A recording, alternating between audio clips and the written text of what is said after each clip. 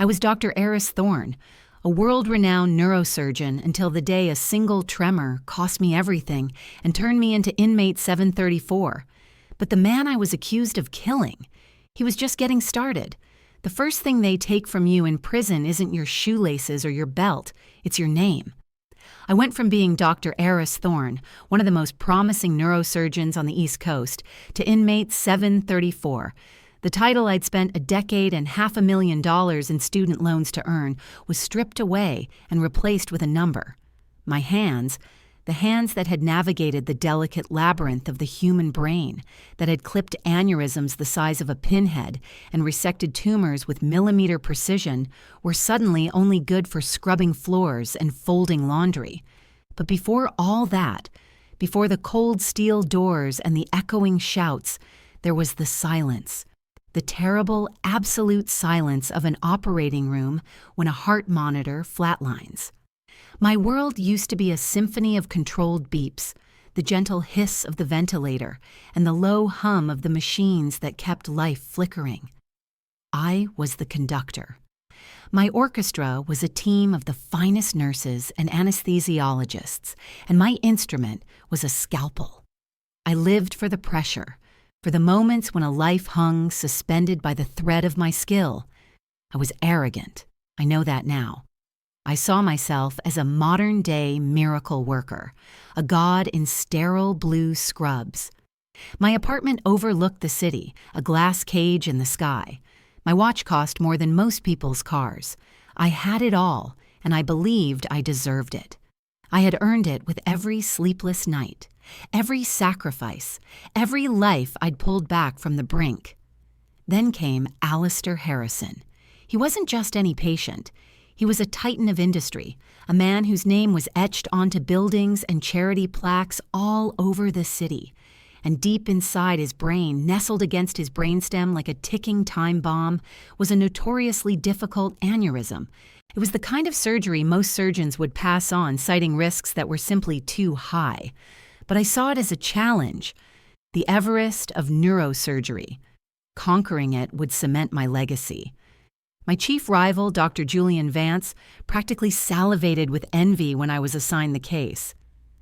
"Be careful, Eris," he'd said, his smile never quite reaching his eyes. "Hubris is a killer." I just clapped him on the shoulder and told him to watch and learn.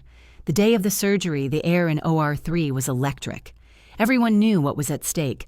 For 12 straight hours, I worked. It was a masterpiece of surgical precision. My team moved with flawless synchronicity. Julian was my assisting surgeon, his movements efficient but tight, his brow beaded with a sweat that mine wasn't. I was in the zone, a place of pure focus where the outside world ceased to exist. We reached the final, most critical stage, clipping the aneurysm. I maneuvered the tiny titanium clip through a corridor of vital arteries. My hands were rock steady. I was about to deploy it to defuse the bomb and claim my victory. And then it happened. A sudden, inexplicable tremor in my hand. It was minuscule, a flicker so small an observer might have missed it. But I felt it. The tip of my instrument grazed the wall of the aneurysm. It was the lightest of touches, a butterfly's kiss. But it was enough. The delicate vessel blossomed into a catastrophic bleed. The surgical field, once a clear map of pink and white tissue, was instantly flooded with crimson. Alarms blared to life, a cacophony of digital screams. The symphony I was conducting had devolved into chaos. "Hemorrhage!" I yelled, my voice calm on the outside, but my blood had turned to ice. "More suction! We're losing him!" We fought. We fought like lions for another hour, pumping blood into him as fast as it was pouring out. We tried every trick, every desperate measure in the book. But the damage was too severe, the location too deep. The relentless beep of the heart monitor slowed, faltered, and then stretched into one long, soul-destroying tone. The flat line. Time of death, 22:47. I stood there, covered in another man's blood, the silence in the room a physical weight pressing down on me. I had failed. The unsinkable Dr. Thorne had hit an iceberg and gone down. The fallout was immediate and brutal. The Harrison family, armed with an army of lawyers, came after me with a vengeance. The hospital, desperate to protect its pristine reputation from the stain of killing a city icon, threw me to the wolves. They launched an internal investigation that felt more like a witch hunt. My colleagues, people I'd shared drinks and stories with, suddenly couldn't meet my eyes in the hallway. Julian, however, was the picture of sorrowful support. He told the board how exhausted I'd looked, how he'd worried I was taking on too much. He mentioned my unshakable confidence, reframing it as reckless overconfidence. He was carefully, methodically, building my coffin and hammering in the nails. The lawsuit was one thing. I expected it. My malpractice insurance could handle it. But I never saw the next part coming. I was in my office late one night going over the case files for the 100th time, trying to understand that tremor. It made no sense. My hands never shook. That's when two detectives walked in. They didn't look like lawyers investigators. They were homicide detectives. I felt a cold dread creep up my spine. "Dr. Thorne?" the older one asked, his voice gravelly. "We have a warrant for your arrest." I remember laughing, a short, sharp bark of disbelief. Arrest? For what? Malpractice isn't a criminal offense. He didn't smile. He just pulled out a pair of handcuffs, the metal glinting under the fluorescent lights of my office. "The autopsy report came in," he said, his voice flat and devoid of emotion. "It wasn't just a bleed, doctor. The instrument you used had a microscopic fracture, a defect that caused the tear, a defect that the preliminary report says was deliberately ignored during pre-op checks. You're under arrest for the second-degree murder of Alistair Harrison." The world outside my office window disappeared. The hum of the city, the flashing lights, the life I had built, it all dissolved into the cold, metallic click of the handcuffs locking around my wrists. The walk from my office, down the elevator, and through the hospital lobby was the longest journey of my life. It was a walk of shame, a gauntlet of whispers and stares from the very people who had called me a genius just days before. Cameras flashed like lightning. Reporters shouted questions I couldn't comprehend. "Killer surgeon!" one of them screamed. The word stuck to me, a tar I could never wash off. My lawyer, a high-priced shark named Marcus, was initially optimistic. "It's absurd, Aris. A blatant overreach. We'll get this thrown out before it even sees a courtroom." But his optimism faded with each new piece of the prosecution's evidence. They built their case with the same meticulous precision I used to use in surgery. They painted me as a reckless egomaniac, high on a cocktail of arrogance and, they claimed, narcotics. A toxicology report from the night of the surgery showed a trace amount of a sedative in my system. I'd had a single glass of whiskey the night before to calm my nerves, something I'd done before every major surgery, but they twisted it. They suggested I was a habitual user, operating with impaired judgment. The centerpiece of their case was the instrument, the microscopic bipolar forceps. An anonymous tip, they said, had led them to re-examine it. And there it was, a hairline fracture near the tip, invisible to the naked eye. The prosecution's expert witness, a metallurgist who looked like he'd never seen the inside of an OR, testified that such a fracture would cause a tiny, uncontrollable vibration under the pressure of use, a tremor, my tremor. The nurse who ran the pre-op check on the equipment, a young woman named Clara, who had always seemed terrified of me, broke down on the stand. She swore she had followed protocol, but that I had been rushed and irritable that day and had signed off on the tray myself without a thorough personal inspection. It was a lie. I checked my own instruments for every major case, but it was her word against mine. The final devastating blow came from Julian Vance.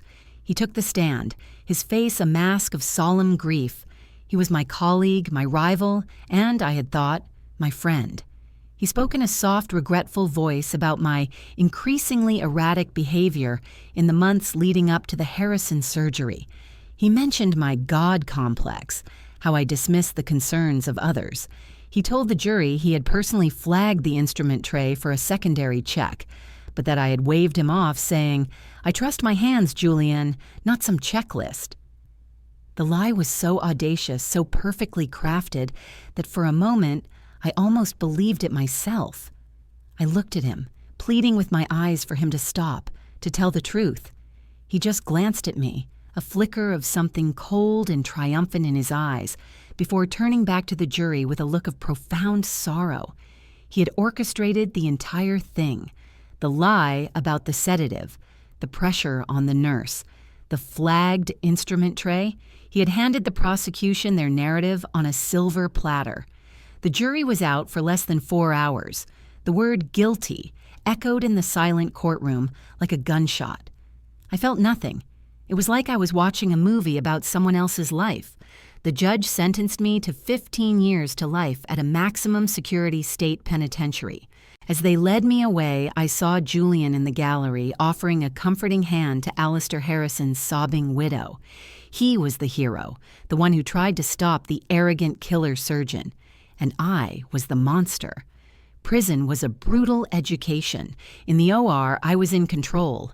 Here I had none. The first year was about survival. I learned to keep my head down, to make my face a blank mask, to never show fear. My medical knowledge, once a source of pride, was now a liability. "Doc," they'd sneer. "Think you're better than us?" I got into a few fights, learned the hard way how to take a punch and how to throw one that counted. But I also learned that knowledge could be currency. I treated infected shiv wounds with contraband antibiotics, diagnosed a guard's persistent headaches as cluster migraines, and reset a dislocated shoulder for a gang leader who ran the laundry. I wasn't Dr. Thorne anymore, but I wasn't just 734 either. I was Doc, a man who could be useful. And in here, useful meant you got to live another day. 5 years passed. 5 years of gray walls, gray food, and gray skies. My appeals were exhausted. Marcus, my lawyer, had long since stopped returning my calls. The world had forgotten me. The fire for justice had dwindled to a cold, bitter ember of resentment. I had accepted my fate. This was my life now. Then, a new inmate was transferred to my cell block. A scrawny, twitchy meth head named Ricky, busted for grand theft auto. He came in with a raging fever and a nasty cough that rattled his entire body. The infirmary gave him ibuprofen and sent him back. Within 2 days, he was delirious, his skin burning hot. I recognized the signs of severe pneumonia. I used my favors to get him real antibiotics and sat with him through the night, forcing water down his throat and keeping him cool with wet rags. On the 3rd night, the fever broke. He was weak and rambling, his mind caught somewhere between reality and nightmare. He started talking about a job he'd pulled a few years back just before his life spiraled. "Craziest gig ever," he whispered, his voice raspy. "Not stealing a car, moving a guy, a rich guy." I just listened, dabbing his forehead. "They paid a fortune. Me and my cousin, we just drove the van. Had to be quiet, no lights. Drove to this little private airfield out in the boonies." He coughed, a deep, wet sound. "This guy, he was on a stretcher, all tubed up, looked dead. But the medic in the back, he said the guy was fine, just sleepin' deep. A medically induced coma, he called it. Said they were flying him to Costa Rica. New face, new name, new life. Faked his own death to get away from something. Some huge debt or something." I froze, the wet rag dripping onto the concrete floor. My heart started a slow, heavy drumbeat against my ribs. "What did he look like, Ricky?" I asked, my voice barely a whisper. "This rich guy?" Ricky's eyes were glassy, unfocused. "Old guy," he mumbled. "White hair. Distinguished, I guess. Had this weird scar right here." He weakly traced a finger over his left eyebrow. Looked like a little crescent moon. My blood turned to ice. I had seen that scar 100 times during my pre-op consultations. It was from a childhood accident. Alistair Harrison's scar. The concrete floor of the cell seemed to tilt beneath me. Alistair Harrison was alive. The words ricocheted around the inside of my skull, a chaotic symphony of shock, rage, and a terrifying, burgeoning hope. The flatline, the lawsuit, the trial, the 5 years of my life dissolving into the gray nothingness of this place.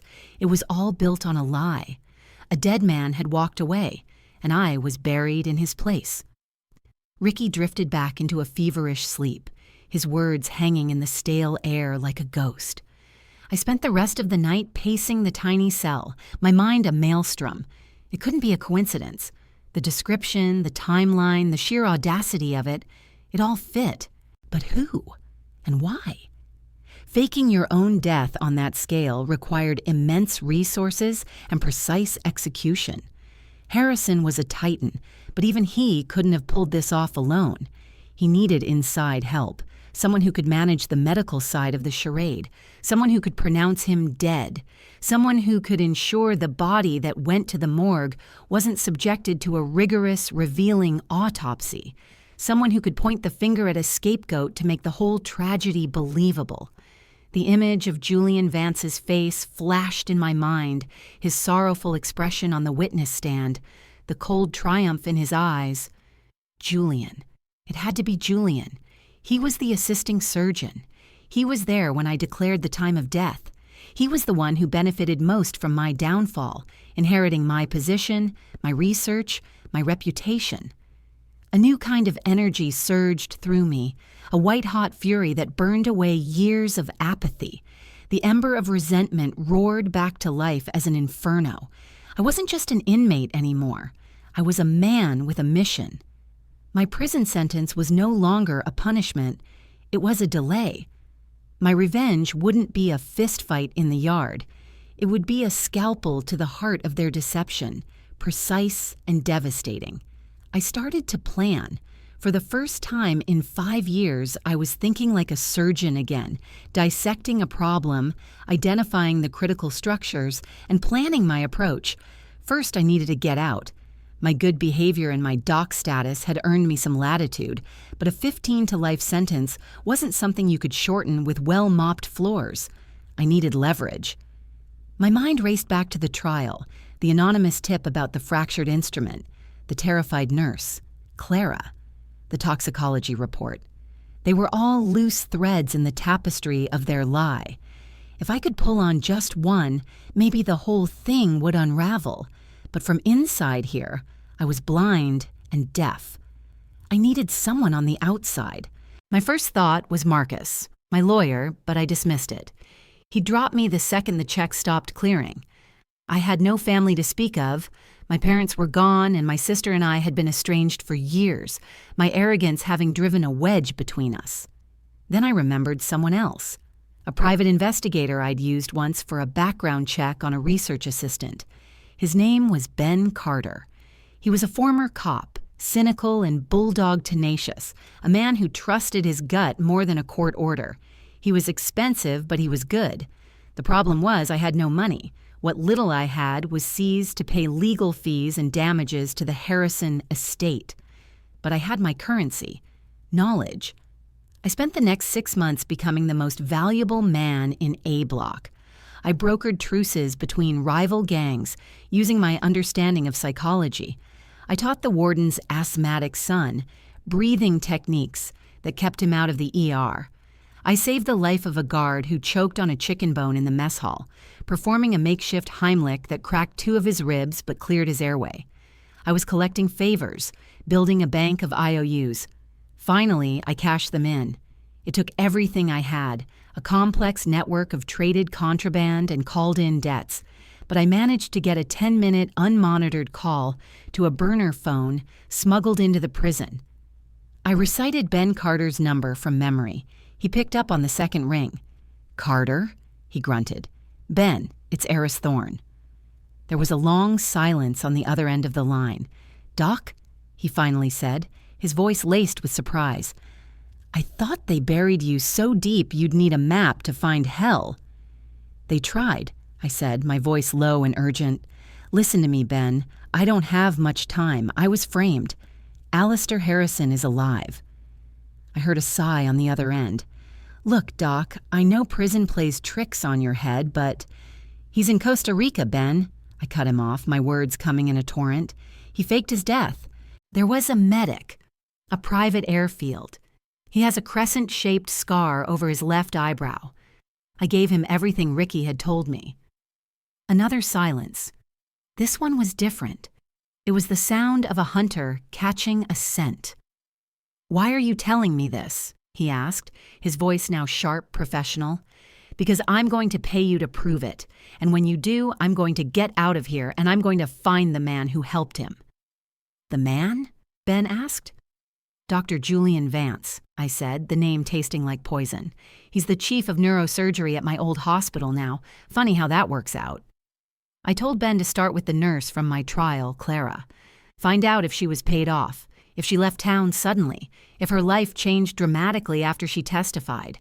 Then, the mortuary, the body that was cremated. Who signed off on it? Who did the final prep? Was there even a body at all?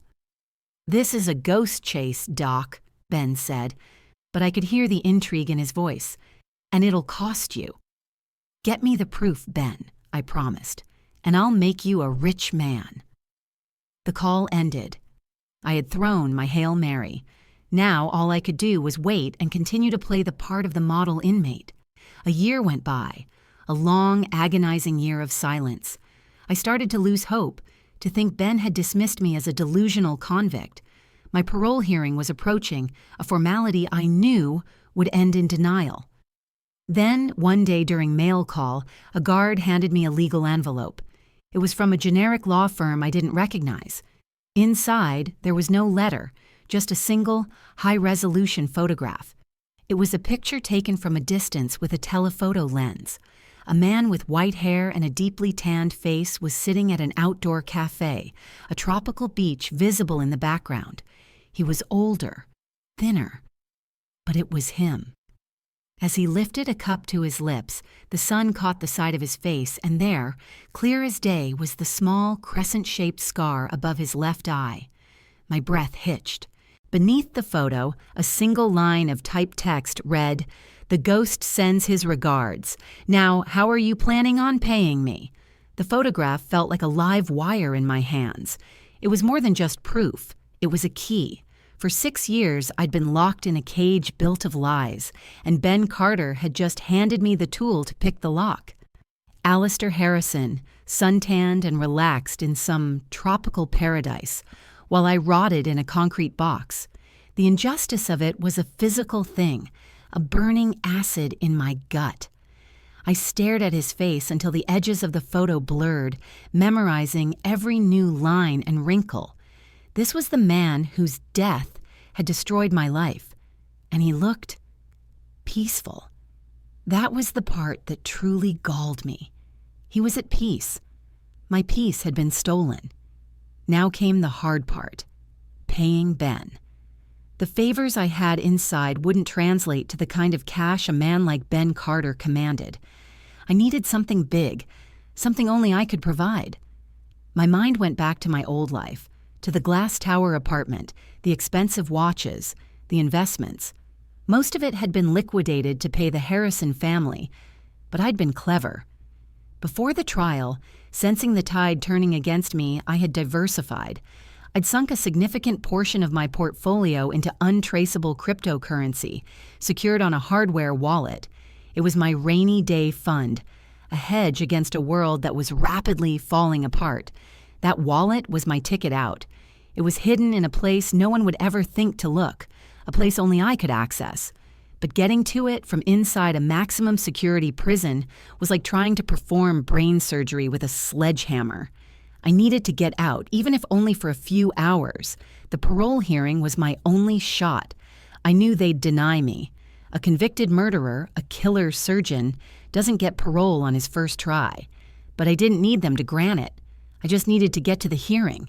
The hearings were held at the county courthouse, a 40-minute drive from the prison. It was a transport, a brief exposure to the outside world, a chink in the prison's armor. I spent the next 2 months preparing for that hearing, with the same intensity I used to prepare for a 12-hour craniotomy. I became the platonic ideal of a reformed inmate. I mentored younger prisoners, led literacy classes, and wrote letters of apology to the Harrison family that were so full of feigned remorse they could have been published in a psychology textbook. I needed the parole board to see me not as a threat, but as a man broken and remade by the system. On the day of the hearing, I was shackled at the wrists and ankles and loaded into the back of a transport van.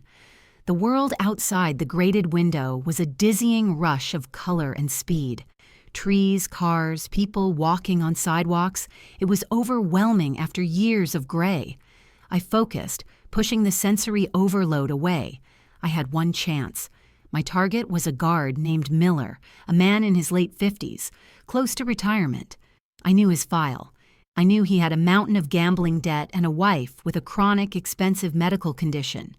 I had cultivated a careful relationship with him, offering free, informal medical advice about his wife's medication, explaining the complex jargon of her doctors in simple terms. I had made myself his confidant. As the van rumbled down the highway, I started to cough. A small, dry hack at first, then a deeper, more violent spasm. "Miller," I rasped, "I can't breathe." I let my body go limp, slumping against the wall of the van. The other guard, a rookie, panicked. "What's wrong with him?" Miller peered through the grate. "Doc? You okay?" I gasped for air, putting on the performance of my life. My heart, it's nitroglycerin, in my pocket. It was a lie, of course, but Miller knew I'd had a minor heart scare a year ago. A panic attack I'd deliberately induced. The seeds of this plan had been planted long ago. Protocol dictated they keep driving, that they call for an ambulance to meet them at the courthouse. But Miller saw me, his personal medical advisor, the man who helped him understand his wife's illness, seemingly dying in front of him. "Pull over," he yelled at the driver. "Now!" The van screeched to a halt on the shoulder of the highway. Miller fumbled with the keys, his hands shaking as he unlocked the back door. The moment the door opened, I moved. I wasn't feigning weakness anymore. 6 years of prison yard survival had made me wiry and strong. I slammed my shoulder into the rookie, sending him stumbling back, and drove my shackled fists up under Miller's chin. His head snapped back with a sickening crack, and he crumpled to the ground. Before the driver could even process what was happening, I was out of the van and sprinting across the highway, the clang of my leg irons echoing on the asphalt. Cars swerved and honked. I vaulted the median and plunged into the dense woods that lined the other side of the road. I ran until my lungs burned and my legs screamed in protest. The plan I'd laid out with Ben in a series of coded messages and smuggled notes was in motion. He was waiting for me. 2 miles into the woods, I found a small, rusted pickup truck parked in a clearing, just as he'd promised. The keys were under the floor mat, along with a bolt cutter. It took me less than a minute to sever the chains. I was free. I drove for an hour, my heart hammering against my ribs, expecting to see flashing lights in the rearview mirror at any moment. I made it to a prearranged motel, a grimy, no questions asked kind of place. Ben was there. He looked older, more tired, but his eyes had the same sharp, assessing glint. He handed me a duffel bag with a change of clothes, a burner phone, and a fake ID. "You've got a 24-hour head start, maybe 48 if you're lucky," he said, his voice flat. "After that, you'll be the most wanted man in the state. Was it worth it?" I didn't answer. I just stripped off the prison jumpsuit, the fabric feeling like a second skin I was desperate to shed. I had one stop to make before I disappeared, my old apartment building, the glass cage in the sky. I used the service entrance, my new face, or rather, the addition of a cheap pair of glasses and a baseball cap, getting me past the doorman who didn't give me a second glance. My old unit was on the 35th floor. I took the stairs. My hardware wallet was in the wall, tucked inside a small safe behind a false electrical outlet in my study. I retrieved it, my fingers tracing the cool metal. This was my war chest, millions in silent, untraceable currency. Enough to pay Ben, enough to disappear, enough to fund my revenge. As I was about to leave, something caught my eye. A framed photo on the mantelpiece, one I didn't recognize. It was of the apartment's new owner, smiling broadly. It was Dr. Julian Vance. He was standing with his arm around a beautiful woman, his other hand resting on the head of a golden retriever. He had taken everything from me, my job, my reputation, my freedom, and now he was living in my home. The rage was so intense it made me dizzy. I was about to turn and walk away to stick to the plan and disappear when my eyes fell on the desk. It was my old mahogany desk, and sitting right on the corner, half hidden by a stack of medical journals, was a small leather-bound day planner. It looked like Julian's. It was open. My surgeon's eyes, trained to see the smallest detail, were drawn to the date. It was marked for next Friday. There was only one entry, a simple notation in Julian's precise, familiar script. A.H. Quarterly Consult Cayman. A.H. Alistair Harrison. My ghost wasn't just in Costa Rica. He was moving, and in 1 week he was going to be in the Cayman Islands, meeting with the man who helped him die. The notation in Julian's planner was the final piece of the map. A.H., the Cayman Islands. My ghost had a travel itinerary. The plan to disappear, to slowly and carefully dismantle Julian's life from the shadows, evaporated in a flash of white-hot clarity. This was a gift, a chance to confront not just one, but both of my demons at the same time. The quiet, slow burn of revenge was no longer enough.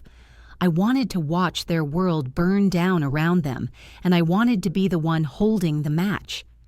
I transferred a sizable chunk of the crypto to Ben's account with a simple message: new plan, get me to the Caymans, and get me everything you can on the Harrison-Vance connection. 3 days later, I was on a private charter jet, flying over a turquoise ocean under the alias of a wealthy tech investor, looking for offshore opportunities. My name was Mr. Glass, a little inside joke for myself. Ben had worked miracles. The fake passport was flawless, the backstory airtight. He had also dug up the financial threads connecting Vance and Harrison, and it was uglier than I could have imagined. Harrison's company was on the verge of a catastrophic collapse due to a massive fraud investigation. His fake death triggered a colossal life insurance payout that not only saved his family from ruin, but also funneled millions into an offshore account controlled by none other than Julian Vance. Julian hadn't just taken my life for a promotion. He'd done it for a king's ransom. He wasn't just a rival. He was a common thief in surgical scrubs. I arrived in Grand Cayman 2 days before the scheduled meeting. The island was a paradise of sun-drenched beaches and crystalline water, a stark contrast to the storm brewing inside me. I wasn't here for the scenery. I was a hunter, and my prey was close. Ben's intel pinpointed the meeting location, a secluded villa on the island's east end, owned by a shell corporation traced back to Julian. I spent 48 hours observing, learning the patterns of the private security, the layout of the property, the blind spots in the camera coverage. I was Dr. Eris Thorne again, preparing for the most important procedure of my life. The night of the meeting, I moved. Dressed in black, I scaled a rear wall where the foliage was thickest, bypassing the main gate. I moved through the lush gardens like a phantom, my years in prison having taught me a silence and awareness of my surroundings that I never possessed in my old life. I found a position on a low roof overlooking the patio where they were sitting, the warm Caribbean breeze carrying their voices up to me. There they were. Alistair Harrison, looking 10 years younger than the last time I saw him on my operating table, and Julian Vance, sipping a ridiculously expensive-looking scotch. They were laughing. The sound scraped against my raw nerves. "The beauty of it, Julian, is that he'll never get out," Harrison was saying, swirling the ice in his glass. "The killer surgeon will die in that concrete box, and no one will ever be the wiser." Julian chuckled, a smug, self-satisfied sound. He was too arrogant, Alistair, too brilliant. He flew too close to the sun. All I did was help melt his wings. Besides, his sacrifice allowed you a second act, and me, well, it allowed me to finally step into the light I deserved. The light he deserved. My light. My home. My life. That was it. I had what I needed. I had recorded their entire conversation on a high-powered directional microphone. It was the nail for their coffins. But just getting them arrested wasn't enough. I needed them to feel what I felt. The terror. The loss of control. The absolute certainty that your life is over. I slipped away as silently as I arrived. Back in my hotel room, I made 2 calls. The first was to Ben. I have it. Release everything. The photo, the financial records, the recording. Send it to the Justice Department, the SEC, and every major news outlet on the planet. Do it in exactly 1 hour. The second call was to the villa's landline. Julian answered. Hello? Hello, Julian, I said, my voice calm, almost conversational. The silence on the other end was profound. I could almost hear the gears turning in his head, the blood draining from his face. Eris? It can't be. Oh, it is, I said. You know, for a brilliant surgeon, you were sloppy. Leaving your day planner on my desk was a particularly amateurish move. I heard a sharp intake of breath, then Harrison's voice in the background panicked. Who is it, Julian? Who's on the phone? Tell Alistair I send my regards from the land of the living, I continued, savoring every word. Tell him that in about 59 minutes, the entire world is going to know he's alive. They'll know about the fraud, the insurance scam, and the 2 men who framed an innocent man to pull it off. You didn't just melt my wings, Julian. You strapped yourself to them. What do you want, Eris? He finally stammered, his voice tight with fear. Money? We can give you money. I laughed, a real, genuine laugh. You think this is about money? This is about payment of a different kind. You took my name, my career, my life. I'm just here to collect. You have 1 hour. I suggest you use it to say your goodbyes. The world is about to come for you. I hung up. I imagined the panic, the accusations, the frantic, useless scramble as the walls closed in on them. I walked out of my hotel, leaving the Mr. Glass alias behind. I didn't watch the news. I didn't need to. I knew the firestorm that would erupt, the story of the dead billionaire, the killer surgeon who was innocent, the medical conspiracy. It would be a feeding frenzy. Vance and Harrison would be apprehended, their paradise turned into a prison. They wouldn't be inmates 735 and 736. They would be the disgraced doctor and the fraudulent tycoon, their names forever linked in infamy. Their legacy, the thing they valued above all else, would be a pile of ash. My name was eventually cleared, my conviction overturned. I was offered apologies, settlements, my old job back. I turned it all down. I couldn't go back to being that man, the arrogant god in blue scrubs. Prison had taken Dr. Thorne, but it had forged something else in his place. Someone harder, wiser, and more appreciative of the quiet moments of freedom. I took the settlement money and gave a large portion of it to Ben. The rest, I used to start over. I moved to a small coastal town where nobody knew my story. I work in a local clinic now, setting broken bones and stitching up cuts for fishermen and farmers. My hands, the hands that once navigated the human brain, still heal people, just in a different way. They don't call me a genius anymore, they just call me Doc. And for the first time in a very long time, when I hear that name, I feel a sense of peace. They took everything from me, but in the end, my revenge wasn't about destroying them, it was about reclaiming myself. And in a life they tried so hard to erase, I finally found my own.